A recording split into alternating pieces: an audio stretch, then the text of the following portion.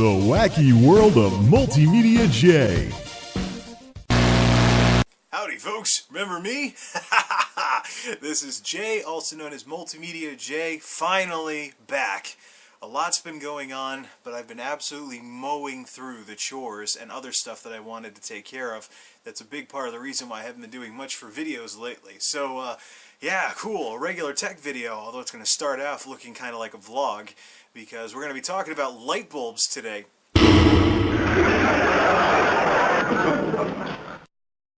First and foremost, a quick update. I'm happy to report that I am now down 70 pounds since the peak at the end of 2011. So I've been holding steady at the down 70 mark, but I'm at that point where I'm really going to have to actually start achieving my calorie goals by day if I want to keep losing. So, or get more intense with the exercise, but I think I'm hitting a wall on that. But anyways, that's more vloggy stuff. We're not here to talk about that. We're actually here today to talk about light type stuff, because you probably can't notice it, but maybe you can. I don't know. Do things look a little different in this video? Maybe they do, maybe they don't. But I'm very happy to report that this loft is now lit via solid state lighting. I finally sprung for LED bulbs. And I'm hoping I can use some of the lessons that I learned from my experience with CF bulbs over the past nearly 10 years to do things differently with LEDs and make them very much worth it and make these suckers, you know, the best bulbs that I've ever bought. So, yep. Some of you may remember this bulb, blah, blah, blah, blah, blah, all those years ago. But, yeah, anyways. But yeah, so these are kind of getting long in the tooth with the issues that they have related to, well, other issues that already exist with fluorescent lighting in general. That's the interesting part, because one of the reasons why I'm doing all of this is I've run into some Tea Party tinfoil heads. Now, not all Tea Party folks are tinfoil heads, but you get all these people that think that everybody's out to get them, and they blow up at the smallest little thing. They're going, ooh, Obama bulbs, they don't really save you energy. You ever got a watt meter to one of those things? Actually, I have. These things are working as intended. And more empirical proof, in case anyone thinks my watt meter's loaded, CL&P, Connecticut Light and Power, routinely sends me little green energy type email report things that tell me that I use 26% less energy than my biggest tree hugger neighbors in this neighborhood. So, do these things work? Yes, they do. I was a somewhat early adopter of CFs, and I will be a somewhat early adopter of these bad boys, LEDs. Finally, a big brand GE LED bulb that doesn't cost an arm and a leg, and the prices can only go down from here. We're not talking $50 bulbs anymore. Matter of fact, the technology is quite, it's not that bad, up to about 60 watts or so, which is what this is, a 60 watt equivalent. And if you go up to the 100 watt equivalent, you're talking like 15 to 20. So $15 to $20. $15 to $20, and if you want a discount though, if where you live is the right color to where daylight bulbs work, daylight bulbs are nowhere near as popular because the light that comes out, see, these are soft whites, they're kind of yellowish to look somewhat like old tungsten lighting, which is what a lot of people are used to and what a lot of places are kind of painted to look like, including this place with its beige Boston cream donut look. But anyways, so yeah, daylight bulbs nowhere near as popular because it's a lot colder light, so you really need your place to be like solid white or blue or something, or the right color so that it looks okay, because you're talking light that's more like sunlight rather than indoor lighting and stuff like that. So it's been a long, interesting road through the wonderful world of CFs. I started using them before the light bulb bill that was passed in 2007, the light bulb ban, as some folks call it. Here it is. This is my very first compact fluorescent bulb, this monstrosity, 15 watts. Nowadays, 15 watts would be on par with, I think 60 or 75 watt equivalent, depending on the brand. But this monstrosity was 50. I was like, what, a bulb that only uses 15 watts? Cool, let me try it out. I hung this upside down in my fan in the middle of this loft, and I think the weight of this thing broke the light fixture, because I haven't been able to get a light to work in that thing ever since. So yeah, this thing was crude, it was primitive, it had a long warm-up time, but I think it still works. I haven't hooked it up to something in a very long time. But that monstrosity eventually got smaller, and we wound up with these globes. This is actually a Sylvania. Yeah, I think it is. Anyways, or maybe it's an off-brand. Now, this is an off-brand, but I've got some Sylvanias, too. They're kind of globish like this to try and look like the old incandescents. These things had warm-up times, and I've actually had some off-brand ones giving me trouble with the paint peeling away from the inside, and you can actually see the CF, the CF swirl on the inside. So it looks awful, and I'm not so sure I should hook it up ever again.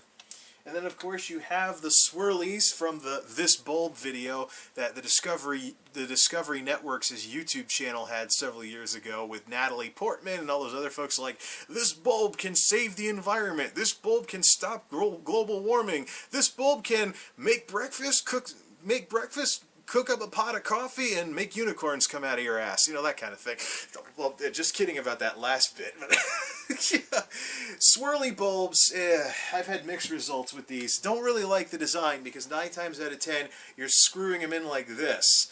And you don't want to, it's easy to over tighten them and break them right around here. So I've never liked this design. They do have warm-up times, and some of the off-brand ones, like this Max Light piece of junk that I have, if you hang them upside down or in a fixture like this for too long, eventually the tube starts coming loose from the thing, from the bottom piece. I had an even bigger one of these that was hanging upside down in my laundry room in the basement that was totally about to fall off. And so I got that sucker out of there and put one of these pieces of junk in there because I don't need anything good down there. Probably the best CF bulbs, although kind of contrived and basically the swan song of this technology that cements that it's on its way out. And if prices drop in the very near future, it's going to, it'll be because these things are getting sold off because they're a technology that's on its way out versus LEDs. This, I believe, is the swan song of the CF revolution. This is a GE reveal, which I like GE reveals. The GE reveals are a little less warm than, it's more like neutral white than your average soft white bulb. I used GE reveal incandescents before they were phased out, and finally this is a decent GE reveal, bright from the start, CF combo bulb. It's a combination CF and halogen. It starts out as halogen. Actually, we should probably put this right up here. You can actually see little circuit boards in there if I spin this around and this thing focuses. Take this off the stopwatch because I am doing some laundry. You might be able to see a little bit of a little circuit board or some wires in there, like around here-ish or there. You might be able to see some circuitry in there. This is actually a combo bulb. It starts out as halogen, and it's got a little timer circuit on there. After X amount of time when it runs, it switches over to the CF, and then things get dim for a while, and it basically finishes warming up. So it's bright from the start, but the timer circuit's a little off. So it'll basically start bright, dim a little, and then get back up to full brightness when the CF part of it finishes warming up. This design is just contrived, though. I like that it's bulb-shaped, might not be as prone to gravity issues as these swirly things were. And if I was going to buy a CF bulb, I would probably get something like this. But to have your lights dim for about a minute after they've been on for a minute and then come back to full brightness, I don't think, this is just contrived. Really, the solution to all of this is to say goodbye to these, the mercury-laden, blah, blah, blah. Although these swirly things don't have as much mercury, anywhere near as much mercury as a thermometer, it's still fluorescent technology, though. That's the interesting part, because you got people that bash these things like, Obama bulbs, these things suck, a bunch of liberals trying to control our lives with big government. You got all these people griping about these things, and here's my question. If you hate these things, do you have any regular fluorescent light fixtures anywhere in your house? Do you have a closet with a tube going across the top? Do you have a vanity mirror with fluorescent neon stuff going around? I mean, all this is a fluorescent tube just that works, and it's the size of a light bulb.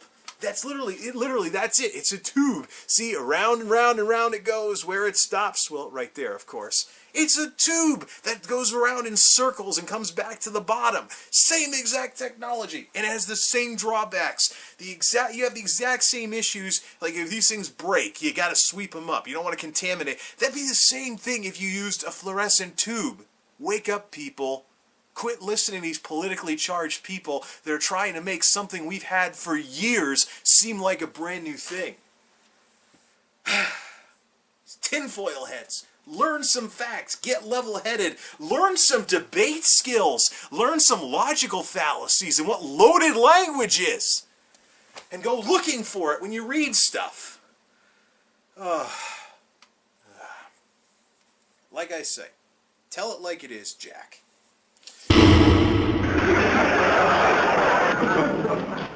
Anyways, so yeah, but I'm glad to say goodbye to these things because they have their issues. And the off-brand ones have their issues as well, like, of course, this little thing kind of wobbling around. Yeah, and of course the hazmat issues, although the good news is the local Lowe's stores around here, I understand, as well as the Home Depots, do recycling for CFLs. So I'll have to stop by tomorrow and see how much it costs, or hey, if they'll do it for free or something like that, you know. Anyways, it's good to recycle the glass and the metal at least, but these suckers are the future, period. You know, I've been looking forward to affordable LED lighting for many, many years, because if you know anything about electronics, almost the entire rest of the world of electronics went solid state in the 70s. Way the heck back, 50-something years ago. The transistor was invented, and televisions and radios went from having vacuum tubes that operated not unlike light bulbs that would eventually burn out. You went from pharmacies selling replacement vacuum tubes, as my dad so nicely, reminisces about. Oh yeah, back in the day, your TV would die, and you'd have to go buy new tubes from the pharmacy, and they'd have the big book. You'd have to look up what tube you have to get. It was really annoying. It was nice when transistor TVs came out. Yeah. Vacuum tubes. How do we ever put up with those things? I mean, they're very similar to light bulbs, and they tend to burn out like light bulbs. Ooh, I got a zit right in the middle of my forehead.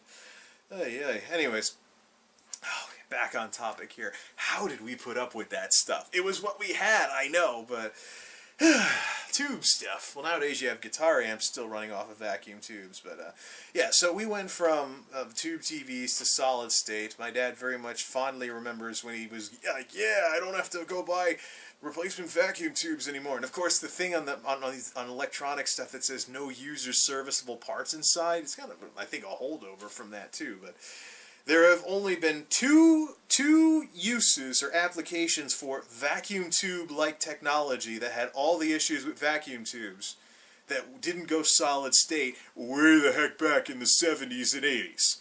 TVs, CRT screens, and light bulbs. CRT screens finally went solid state when LCD TVs became feasible when HD took off about 10 years ago. But now, only now, are we finally starting to see some affordable, or at least somewhat affordable, LED bulbs. I still got to run the numbers on total cost of ownership versus an incandescent, and I suppose I should probably do it versus a halogen as well. But and see how long it takes for these things to recoup their costs. Last time I did this, like a year ago, it would take the Amazon specials thousands of hours to recoup their costs. But that was versus an incandescent. Nowadays, now the incandescents have been pretty much phased out at this point. I mean, Walmart. I went down to Walmart today looking for some more of these things, and they had incandescents on clearance, $1 a box. They were incandescents or they were halogens. I think they might have been old school incandescents. $1 a box, and the shelf was full. Nobody was buying them. Probably because people, even poor people, are smart around here and realize that if you buy an incandescent for $1, for like 25 cents a bulb, you're getting the razor and blades treatment. Your bulb is going to be cheap, but the operating costs are going to kill you. So, especially when you're running a real 100-watt light bulb versus the 100-watt version of this GE bulb. I picked up two of them, and they were too bright for this loft. This loft is running right now off of the 75-watt versions of these. The 100-watt equivalent version of this bulb right here uses under 20 watts. Under 20 watts. As compared to this one, which is a CF equivalent 26. Now, we are talking about significant digits here with CF versus LED. Is it really worth making the leap from CF to LED if you're already using CF? Not really. It's only worth it right now on the bulbs, on the lights you use the most, like your main lights. So this loft is a good candidate for that. Plus, I've changed out the torch lamps. We'll talk about that a little later on. I actually have torch lamps with 2 sockets on them now, so I can have regular lighting and then go down to low power lighting, which use the 40-watt equivalent of these, which only draw, you ready for this? 7 watts. 7 watts a bulb. 7 freaking watts. How low can you go? But it's good that this stuff is it's good that this is finally happening. That we have major brand LED bulbs that don't cost an arm and a leg. The days of the $50 bulbs are over. Looking forward to $10 would probably be a good price point. But I'll explain more about how I'm approaching this so I don't rip myself off with this LED thing a little later on. But it's great that this is finally happening. Another thing too, because this is essentially, instead of being like a traditional light bulb, essentially it's an electronic device that functions like a light bulb. If it burns out, it's electronics. I could probably open this thing up, maybe see if I can get at the circuit board, see if there's a cold solder joint, and actually try to fix the light bulb.